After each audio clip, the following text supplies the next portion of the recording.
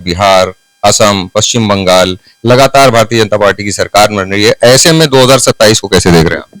नहीं वो,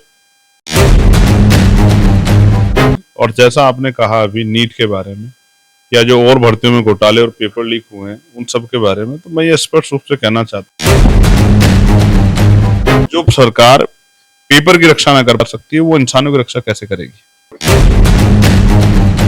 राजधानी लखनऊ में नगीना से सांसद चंद्रशेखर जी हमारे साथ हैं। चंद्रशेखर, जिस तरीके से अभी आपने एक प्रेस कॉन्फ्रेंस की है लखनऊ में और आपने कहा है कि एक सत्ता परिवर्तन यात्रा निकालेंगे, किस तरीके का उद्देश्य है इस यात्रा को लेकर के और क्या आप अपनी ताकत दिखाना चाहते हैं? देखिए, वो यात्रा का जो नाम है वो खुद में उद्देश्य है।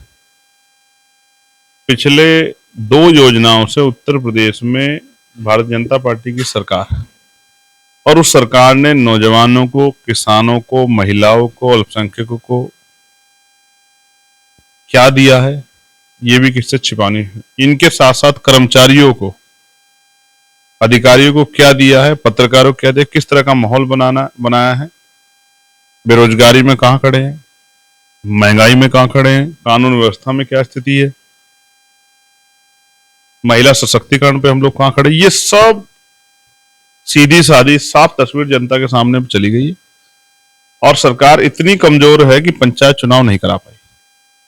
अगर तीसरे पंचायत चुनाव होता तो सरकार कहां खड़ी है ग्रामीण क्षेत्रों में, इसकी एक जो है झलक आपको रिजल्ट के आधार पर मिल जाती है। इसलिए सरकार ने पंचायत चुनाव नहीं कराया। तो कैसे देख रहे हैं कि क्या जो है जिस तरीके से इस वक्त शिक्षा को लेकर बात हो रही है, नीट के पेपर लीक हो रहे हैं, 90 पेपर की आपने अभी भी बात करी है, कैसे सुधरेगा और क्या इस पे एक्शन होना चाहिए? देखिए, ये यात्रा लोगों को जोड़ेगी। हम अपने मुद्दे उनके सामने रखेंगे, 5 साल का अपना कार्यक्रम उनके सामने रखेंगे, जनता से अपनी बात को करके उनसे आशीर्वाद मांगेंगे। और जैसा आपने कहा अभी नीट के बारे में या जो और भर्तियों में घोटाले और पेपर लीक हुए हैं उन सब के बारे में, तो मैं ये स्पष्ट रूप से कहना चाहता हूँ, ये पेपर लीक ऐसे नहीं होते। ये सरकार के फेलियर का सबसे बड़ा उदाहरण है। प्रयागराज में आंदोलन चल रहे हैं, देश प्रदेश भर में आंदोलन चल रहे हैं, सरकार के लोग उसमें शामिल हैं। उससे भी महत्वपूर्ण और बड़ी बात यह है कि ये सरकार जो है जितनी संवेदनहीन युवाओं के मुद्दों पे है उतनी ही शायद ये आम जनता के अधिकारों के मामले में भी है। अगर ये सरकार वास्तविकता में नौजवानों का भला चाहती तो रोजगार देती, आरक्षण में घोटाले नहीं होने देती, पेपर लीक नहीं होने देती।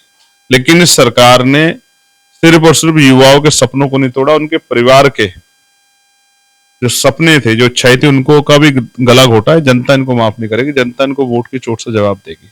और जो सरकार पेपर की रक्षा ना कर पा सकती है वो इंसानों की रक्षा कैसे करेगी। तो आप देख रहे हैं कि इससे पहले भी उदाहरण है आपके सामने, बिहार, असम, पश्चिम बंगाल लगातार भारतीय जनता पार्टी की सरकार बन रही है। ऐसे में 2027 को कैसे देख रहे हैं आप? नहीं, वो उन जगहों पे विपक्षी क्या तैयारी उसके आधार पर आप आकलन कीजिए। उत्तर प्रदेश में क्या तैयारी इसके बारे में हम लोग स्पष्ट कर चुके हैं कि पहले 18 मंडलीय स्तरीय सम्मेलन, फिर 8 बड़ी रैलियां, फिर लखनऊ में 2 बड़े सम्मेलन, मुस्लिम समस्या और संवाद और पिछड़ा वर्ग अधिकार सम्मेलन, और इतने सारे विषयों को लेकर लगातार दिन रात जो हमारी पार्टी कार्यक्रम कर रही है, हमें भरोसा है कि जनता के आशीर्वाद से इस तानाशाही सत्ता को हम लोग उखाड़ देंगे। तो अगर इसमें मौका मिला या गठबंधन की बात आई, चाहे वो बसपा हो या सपा हो, तो क्या आप गठबंधन के लिए तैयार हैं? हमारी तैयारी उत्तर प्रदेश में परिपूर्ण है, अपने बलबूते। कल जो स्थिति रहेगी वो सब आपके सामने रहेगी। तो आप देख रहे थे हमारे साथ नगीना से सांसद इस वक्त चंद्रशेखर। उन्होंने स्पष्ट किया है कि सत्ता को लेकर के जिस तरह की बात रही है, सत्ता परिवर्तन एक बड़ी यात्रा निकलेगी 4 जून से और ये बिजनौर नगीना से निकालेंगे। और उसके बाद क्या होता है, इसका परिणाम कैसे 2027 में सरकार बदलती है या ये वही सरकार रुकती है, ये समय बताएगा। कैमरा पर्सन नूर के साथ जुनैद पठान, 19 न्यूज़ लाइव, लखनऊ।